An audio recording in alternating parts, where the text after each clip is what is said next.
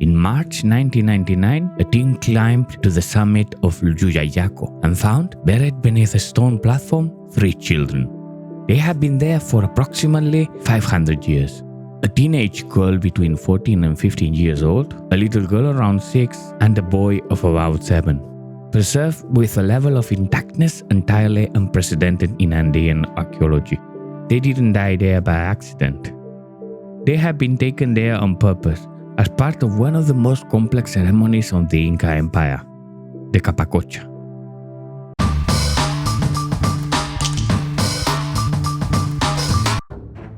The Incas built over 100 ceremonial shrines on mountain peaks at altitudes above 5,200 meters.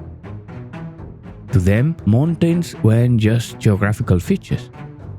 They were deities, the apus, capable of controlling the weather, the rain, the fertility of the crops, and the overall well-being of the empire. Llullaillaco showed no signs of pre-Inca occupation. The infrastructure the Incas built to reach the summit consisted of a tambo, base camp or way station, at 5,200 meters, capable of housing about 100 people, intermediate camps at 5,600 and 6,300 meters, and the ceremonial platform at the 6,712 meters summit. This platform was flanked by a 2-room structure where the participants would spend the night before the ceremony. A stratigraphic analysis points to a single use. The complex was built, used, and abandoned. Llullaillaco was the stage for a single Capacocha. This term refers to a specific type of Inca state ceremony that involved human sacrifice, almost always of children, and their burial alongside high-value offerings in sacred sites scattered throughout the empire. Historical chronicles from the 16th century describe the mechanics of this ritual in detail. From the conquered provinces, local chiefs, local uracas, handed over to the state children who were physically and intellectually exceptional, with no visible physical flaws. They were taken to the capital of Cusco, received with great honors, and then redistributed to the designated shrines for the sacrifice. The procession was a massive political event. The entourage of priests, attendants, and porters moved in a straight line toward the destination, while the communities they passed through prostrated themselves, forbidden to even look at them. The children walked if they were old enough. The youngest were carried. As the group crossed regional borders, local porters were swapped out for ones from the next territory. A ritual relay system that simultaneously marked borders and cemented imperial authority over the lands they traversed. The group that finally reached the summit was made up of about 10 to 15 people. The route followed the northeast flank of the volcano, with stops at the 5,200 meters tambo, the intermediate stations, and the high-altitude camp at 6,500 meters, where the group spent the night before the final push. By daybreak, chronicles note that these rituals were usually performed before dawn, they would have reached the peak. At that altitude, which is higher than Denali or Mont Blanc, a person's physical capacity is reduced by roughly 50%. The brain suffers from hypoxia. A hallucination, severe disorientation, and pulmonary or cerebral edema can set in. For the adult priests who were already acclimatized, the claim was manageable. But for 6- and 7-year-old children who had spent weeks traveling from the lowlands, the physiological toll would have been brutal. There is evidence suggesting the little boy might not have even survived until the moment of the sacrifice. An analysis of a stain on the cloth placed by his mouth revealed blood and saliva, which is consistent with the pulmonary edema. His legs were bound tightly to his body, a position researchers believe was a practical response to his death during the climb. Regardless, the ritual went on. Biomolecular testing, CT scans, and DNA studies have allowed scientists to piece together aspects of their life with incredible precision. The oldest, known as the Maiden, was likely an Akja, one of the chosen women, drafted by the state during childhood to be raised in the Ajawasi. There, they learned to weave premium textiles, brew chicha, and perform religious and political duties. The highest ranking Akjas could be chosen for sacrifice in Capacocha ceremonies.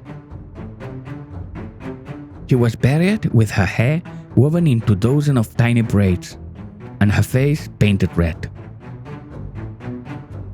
Her grave goods include pottery, wooden bowls, bags of food, a comb, a spoon, figurines made of gold, silver, and a spondylus shell, and a white feather headdress.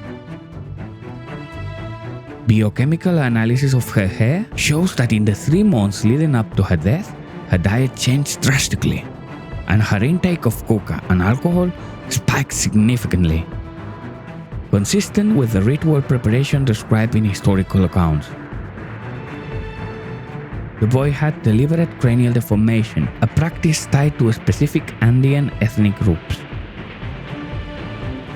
He wore a red tunic over a folded black one, leather moccasins, white fur anklets, a feather bag containing coca leaves, and a silver bracelet on his right arm, a chipana, marking Incan nobility. His bones show no Harris lines, which are markers that indicate periods of malnutrition or severe illness during childhood. The youngest girl also had cranial deformation, but a completely different shape than the boys, suggesting they came from entirely different ethnical backgrounds, both distinct from the maiden. After she was buried, the site was struck by lightning, which damaged the skin on her neck and left shoulder, burned a hole in her chest, and partially damaged the cloth covering her face.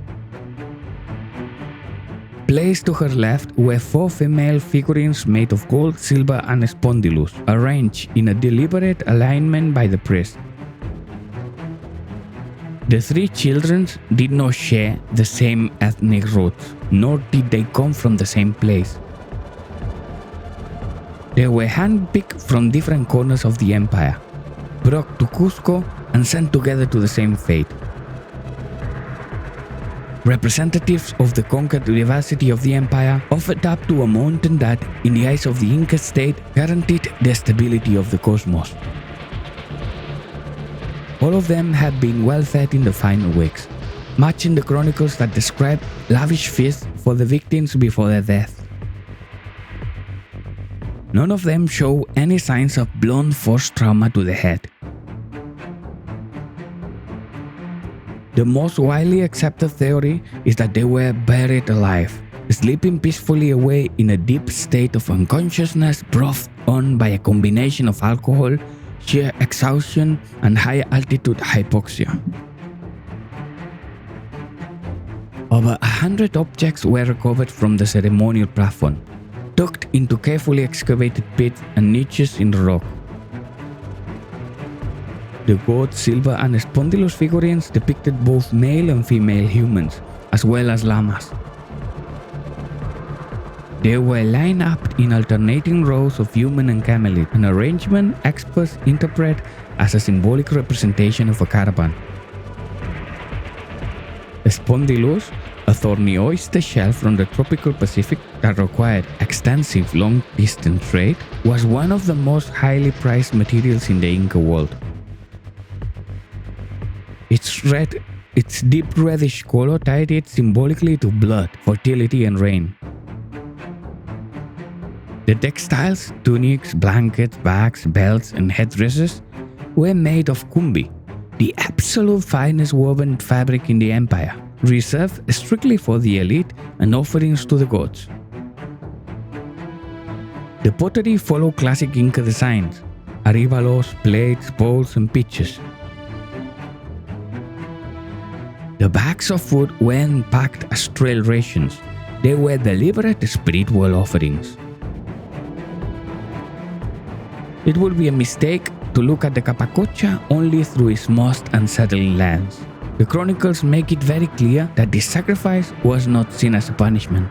The chosen children came from noble families or the ranks of the Akyas.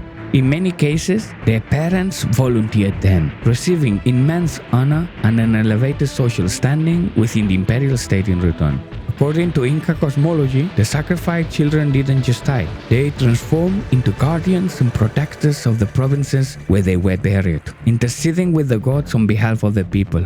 They would receive offerings and prayers for generations. In this light, Mount Llullaillaco wasn't just a ritual stage. It was a calculated ideological investment by the empire into the collective memory of its conquered peoples.